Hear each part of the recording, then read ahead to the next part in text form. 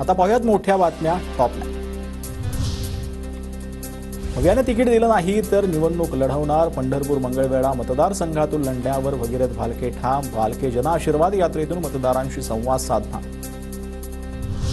नागपूर अपघात प्रकरणात माझ्यामुळे चौकशीत दबाव येणार नाही. शहांसोबत 2 दिवस होते पण त्यांना काही बोललो नाही. चंद्रशेखर बावनकुळेंचं वक्तव्य. माझं जे काही वक्तव्य आहे त्यातून पोलीस इन्क्वायरीवर प्रेशर येणार नाही.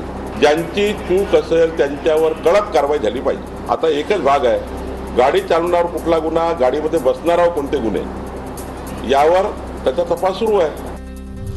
तानाजी सावंतांच्या पुतण्याच्या धाराशिवमधील घरासमोर गोळीबार. 2 अज्ञातांनी गोळीबार केल्याची माहिती. पोलिसांकडून घटनेचा तपास सुरू. 17 तारखेला मराठवाडा मुक्तीसंग्राम दिनानिमित्त ध्वजारोहण होणार. मुख्यमंत्र्यांच्या हस्ते ध्वजारोहण होणार. विभागीय आयुक्त दिलीप गावडे यांची माहिती. रेशाळवाडी पुनर्वसन प्रकल्प पूर्ण. भूगवटता प्रमाणपत्रासाठी सिडकोनं रस्ते विकास महामंडळाकडे प्रस्ताव पाठवला. ओसी प्राप्त होताच पुनर्वसन प्रकल्प जिल्हाधिकाऱ्यांकडे सुपूर्द केला जाणार. उपमुख्यमंत्री अजित पवारांच्या नावानं फिरत असलेल्या निनावी पत्राविरोधात राष्ट्रवादीकडून तक्रार. कार्यकर्त्यांकडून बारामती शहर कार्यालयात तक्रार. मालवण पुतळा दुर्घटना प्रकरणातील आरोपी जयदीप आपटेला 24 सप्टेंबरपर्यंत न्यायालयीन कोठडी. तर चेतन पाटीलचा मुक्काम वाढला.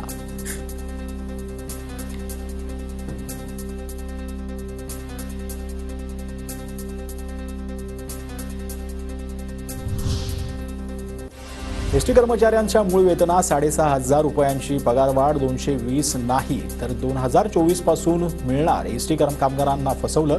महाराष्ट्र एसटी काँग्रेस कर्मचारी संघटना सरचिटणीस श्रीरंग बर्गेंचा आरोप. धारावी पुनर्विकासाचा नारळ पुन्हा फुटणार. 850 कुटुंबांना घरे मिळणार असल्याची माहिती.